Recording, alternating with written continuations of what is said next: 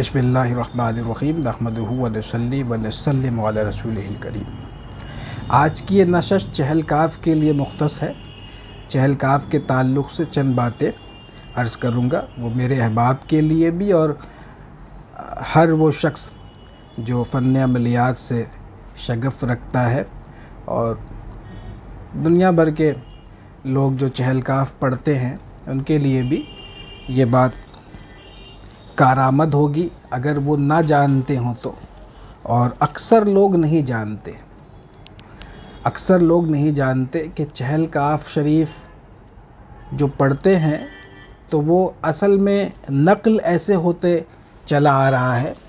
اور بالخصوص اعمال کی کتابوں میں یہ اس طریقے سے لکھا گیا جیسے اس کو کوئی کسی عزیمت کے طور پر پڑھتے ہیں۔ بلا شبہ یہ ایک عزیمت بھی ہے، عمل بھی ہے، ایک وظیفہ بھی ہے شاندار، لیکن در حقیقت یہ ہے کیا؟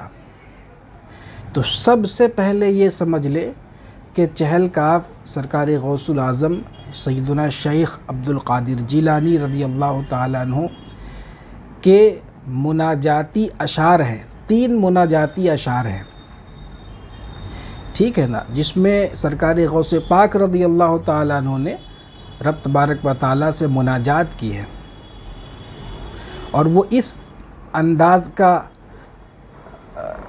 شعر ہے یا وہ ایسے مناجات کے اشعار ہیں کہ اس میں 40 کاف حیرت انگیز طور پر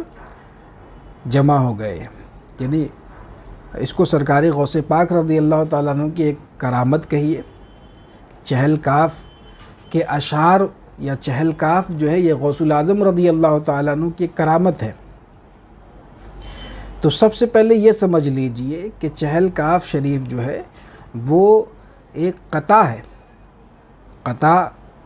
جو شاعری کی اصطلاح میں قطع کہتے ہیں کہ جو مطلع کی قید سے آزاد اور اشعار کی پابندی سے مبرہ ہو، اور جو ایک اسلوب ہے حقیقت نگاری کا۔ تو یہ قطعات بہت سارے آپ نے اردو میں بھی سنے ہوں گے، پڑھتے بھی ہوں گے، جیسے اعلیٰ حضرت کا ایک مشہور و معروف قطع ہے حدائق بخشش کے اخیر میں آپ دیکھیں گے کہ جیسے فرمایا کہ محصور جہاں دانی و عالی میں ہے،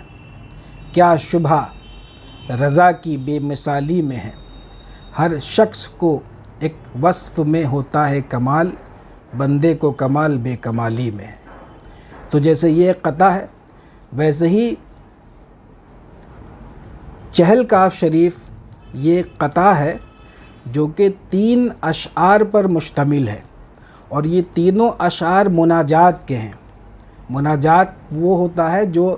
اللہ تبارک و تعالیٰ رب تبارک و تعالیٰ سے کی جاتی ہے، جیسے مناجات اعلیٰ حضرت کا ہم لوگ پڑھتے ہیں نا، یا الہی ہر جگہ تیری عطا کا ساتھ ہو، جب پڑے مشکل شہ مشکل کشا کا ساتھ ہو۔ تو بالکل، اور اس کا جو پہلا شعر ہے مناجات اعلیٰ حضرت کا، یا الہی ہر جگہ تیری عطا کا ساتھ ہو، جب پڑے مشکل شہ مشکل کشا کا ساتھ ہو، تو وہ لگ بھگ ویسے ہی ہے، کفا کا رب کا کم یکفی کا واقعی فتن، یہ بالکل ایسے ہی ہے۔ تو یہ جو کفا کا رب کا کم یکفی کا واقعی فتن، اب دیکھیں اس کو اگر شعر کی طرح پڑھیں گے نا، تو جیسے میں نے شروع میں عرض کیا کہ چونکہ لوگ جانتے نہیں ہیں کہ یہ ہے کیا، اس لیے اس کا پڑھنا یا زبان پہ چڑھنا دشوار ہوتا ہے، لیکن جب ہم جان جائیں گے کہ یہ اشعار ہیں تو یہ انسانی فطرت میں اللہ تبارک و تعالیٰ نے ایک ایسی بات ودیت کی ہے کہ اشعار خواہ کسی زبان کے ہوں، عربی کے، فارسی کے، ہندی کے، سنسکرت کے اشعار ہوں، دوہے ہوں، کچھ بھی، اور مشکل سے مشکل اس میں الفاظ ہوں، لیکن وہ انسانی زبان پر بآسانی چڑھ جاتے ہیں اور مستقل طور پر حافظے میں محفوظ ہو جاتے ہیں۔ یہ اللہ تعالیٰ نے انسانوں کے اندر میں، جیسے ہر انسان کے اندر میں یہ ایک صلاحیت ودیت کی ہے۔ تو اگر ہمیں معلوم ہو جائے کہ چہل کاف در اصل اشعار ہیں، جیسے قصیدہ غوثیہ ہے نا، اس میں بہت سارے اشعار ہیں، مریدی لا تخف اللہ ربی، تو ایسے ہی اس کا ایک مصرع ہے شعر کا، کفا کا رب کا کم یکفی کا واقعی فتن۔ تو اگر ہم کو معلوم ہو جائے کہ یہ اشعار ہیں تو دیکھیں اس کا پڑھنا کتنا آسان ہے، تو اس طریقے سے اس کو پڑھیں گے۔ اصل میں اس نشش کا ایک مقصد یہ بھی ہے کہ جو دوسرے مرحلے کے احباب ہیں وہ اب یہ چھٹا چلہ جو چہل کاف کا ہے وہ کرنے جا رہے ہیں، تو ان کی طیب خاطر کے لیے، ان کی دل جوئی کے لیے تھوڑا سا یہ ہم نے عرض کر دیا، اور اس حوالے سے جو ہمارے سامعین ہیں اور دیگر احباب ہیں اور جو لوگ محبت رکھتے ہیں اور فقیر کو اپنی دعاؤں میں یاد رکھتے ہیں یا فقیر سے استفادہ کرتے ہیں، تو ان کے لیے بھی ایک افادے کی بات ہوگی۔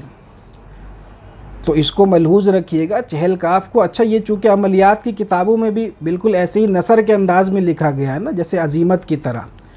تو عام لوگ اس کو سمجھ نہیں پاتے ہیں۔ اگر اس کو ہم اشعار کی طرح لکھ دیں، قطع کی طرح بیت کی شکل میں دو دو دو دو کر کے،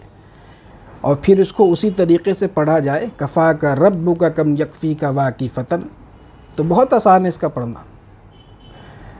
تو احباب اس کو اس طریقے سے پڑھیں گے انشاءاللہ تبارک و تعالی۔ ہم سب کو سرکار غوث پاک رضی اللہ تعالیٰ عنہ کا اللہ تعالیٰ صدقہ عطا فرمائے،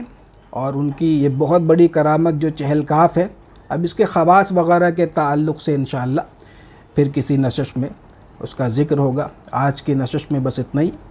فقیر کو اپنی دعاؤں میں یاد رکھیں۔ السلام علیکم ورحمۃ اللہ وبرکاتہ۔